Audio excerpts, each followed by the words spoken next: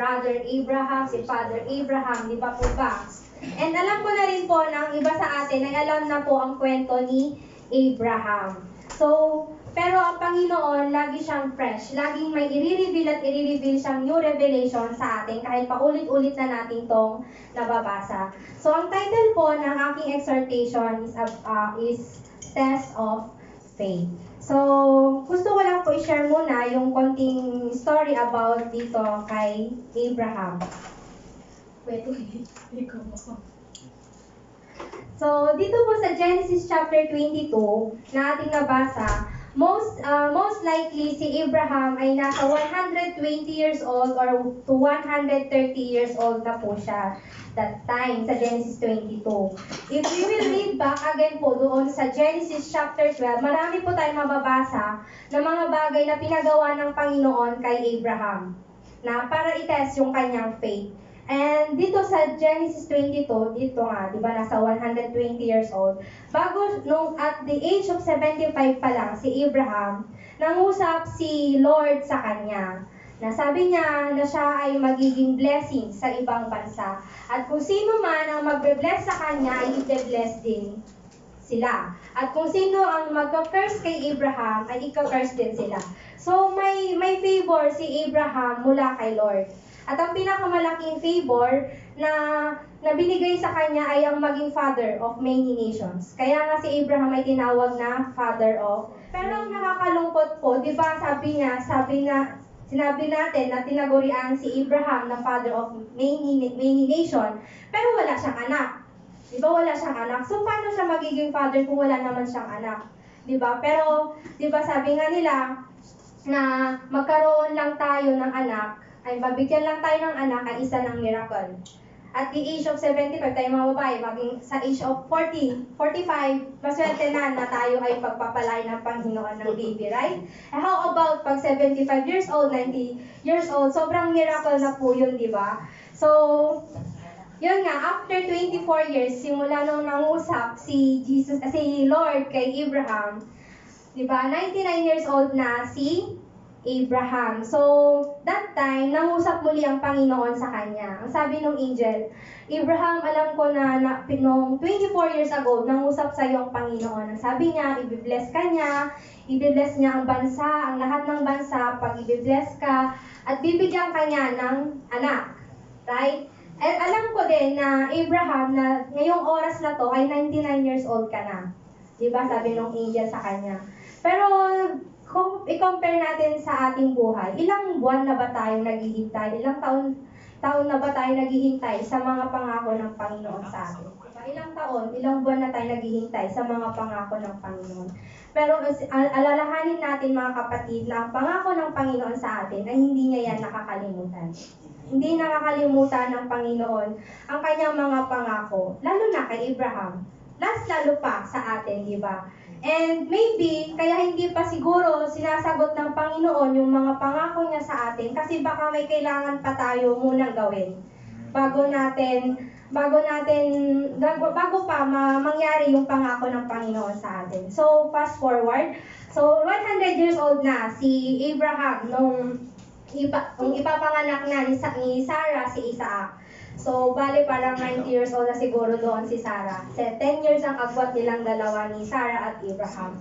So, yun, muli nangusap na naman si Lord kay Abraham. At dito nga papasok yung sa verse 2. At ang Panginoon sabi nga kay Abraham, take your son, your only son, yes, Isaac, whom you love so much, and go to the land of Moriah. Go and sacrifice him. So, ang utos ng Panginoon, God commanded Abraham to sacrifice his son. Yung kanyang anak na si Isaac. Kung sa atin, kung ang Panginoon ay kakausapin tayo ng ganito, ang nasabihin siguro natin na, Lord, bakit mo naman sasabihin sa akin ay sacrifice ko nag-iisa kong anak? 24 years ko siyang hinintay bago mo binigay sa akin. Ganon ang mindset natin, di ba? Pero kay Abraham ay hindi. Hindi siya ganon mag-isip. So, kasi pag sinabi kasi natin mga kapatid na birth offering, usually ang ginagamit po sa birth offering is yung mga wild animals. At yung pag sinabi mo birth offering, susunugin ka. Diba? Susunugin ka. So, bakit kaya ganito yung sinabi ni Lord kay Isaac, na isacrifice mo si Isaac? Ito ang sabi ni Lord kay Abraham, isacrifice mo si Isaac as a burnt offering. Kung babasahin po natin sa verse 1, sabi niya doon, sometimes later, God tested Abraham's faith. Okay. Kaya pala, pinapaalay ng Panginoon yung anak ni Abraham sa kanya is para itest ang faith ni Abraham. Kaya nga sinabi niya, God tested Abraham's faith. Gusto kasing tignan ni Lord yung quality, kung paano katibay yung faith ni Abraham. Hindi porket mga kapatid na tayo ay dumadaan sa isang pagsubok, ay gusto na ng Panginoon na tayo ay mag-fail. Hindi nagdududa ang Panginoon sa ating faith. Hindi niya tatanungin sa atin kung may faith ka ba sa akin. Kasi alam ng Panginoon na tayo ay may faith. Alam ng Panginoon na naniniwala tayo sa Kanya. Alam ng Panginoon kung ano yung purpose mo, bakit ka nandito sa church. Kasi God is all-knowing. He is omniscient God. Kasi ang gusto lang naman ng Panginoon is yung malaman niya yung quality. Kung paano katibay yung faith natin sa Kanya. Example, hindi kayo naniniwala. Example, sabi mo, love mo si Lord. Paano mo sasabing love mo si Lord kung hindi mo itetest? Sabi mo, priority mo si Lord. Paano natin malalaman kung priority mo si Lord kung hindi natin itetest? Amen? Paano mo masasabing I worship the Lord kung hindi natin itetest? Paano mo malalaman kung tunay o totoo ang isang bagay kung hindi mo ito susuriin? Am I wrong po? Diba? Lahat po kailangan mag-undergo ng testing. Paano mo malalaman ang intensyon ng manliligaw mo kung hindi mo siya itetest, right? Paano mo malalaman kung tunay or pure ba yung panliligaw niya sa'yo? Remember mga kapatid, God allows those small and big problems because God wants us to be tested. Gusto ng Diyos malaman niya yung quality kung paano katibay yung ating pananampalataya. And if you want to have a big faith, kailangan nating makaranas ng matinding pagsubok. Amen? Kasi kung hindi tayo makakaranas ng matinding pagsubok, paano natin malalaman kung gaano katibay ang ating pananampalataya sa Panginoon? Amen po ba? Sabi mo, Kristiyano ako, mabait ako, hindi ako hahayaan ng Panginoon na makaranas ng problema. Sabi mo ganyan. Pero hindi nai-impress ang Panginoon sa kung mabait ka. Kasi sabi nga, faith is not being good towards God, but faith is the submission to the will of the Lord. Tingnan muli natin. God tested Abraham's faith. Hindi sinabi ng Panginoon na God tempted Abraham's faith.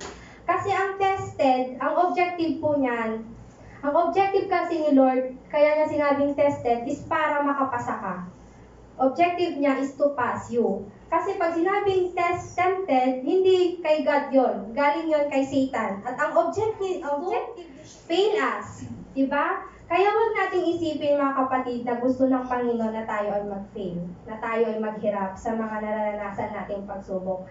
Ang gusto ni Lord is yung tumibay yung ating pananampalataya sa Kanya. Kasi gusto ng Panginoon na tayo ay mag-grow, mag-mature sa ating spiritual life, sa ating Christian walk. Gusto ng Lord na makita niya yung bunga ng banal na Espiritu sa atin. Ang tanong, ilan ang bunga ng banal na Espiritu? Naalala ko, hindi nga nag-inigo last Friday. Okay, very good. Yun.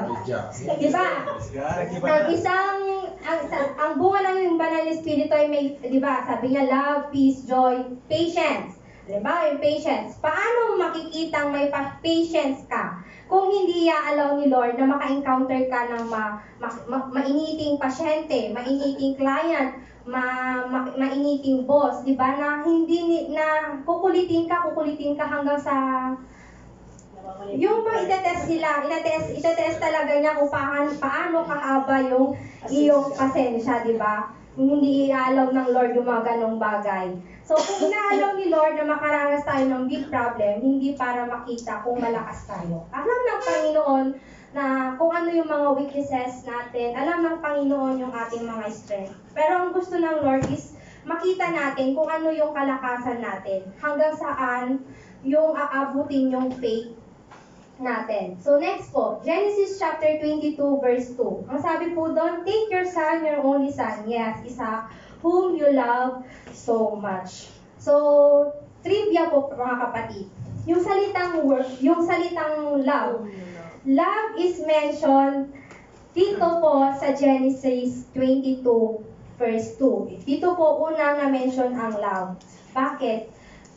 Itong love, ng salitang love is napaka-precious siya dito sa verse na to kasi na-mention siya doon sa content ng sacrifice. Diba? Sinabi niya dito na sacrifice Isaac as a burnt offering. So, nandito yung love doon sa content ng sacrifice. Why? Kasi hindi mo masasabing love mo ang isang bagay, isang tao, kung hindi ka magsasacrifice. Amen po ba? Hindi mo pwedeng sabihin na, I love sacrifice. You can say, I love my family, pero hindi ka nagsasakripisyo. I love my ministry, pero hindi ka nagsasacrifice. I love my pastor, I love my leader, pero hindi ka nagsasacrifice. Lalong-lalo na sasabihin mo, I love you, Lord, pero walang sacrifice, di ba?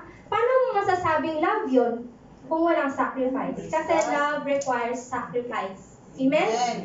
Sa story to ni Abraham, matindi kasi yung utos dito ni Lord to sacrifice his only son.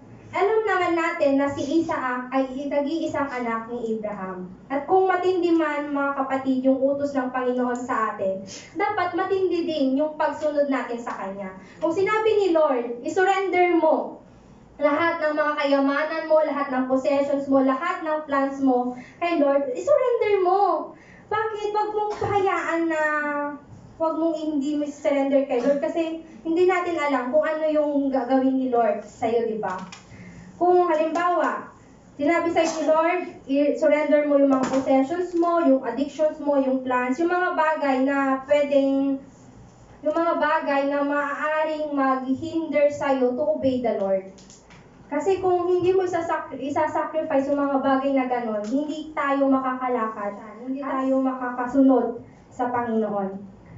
May maikli akong testimony. Doon, nung time na nag-Pepsol class kami, naiinis ako noon kasi ayoko talagang mag-Sol 1, Sol 2, Sol 3. Kasi nga ayoko nga sasabi nila mag-preaching ka, mag-share, mag-exhort ka. Ayoko talaga.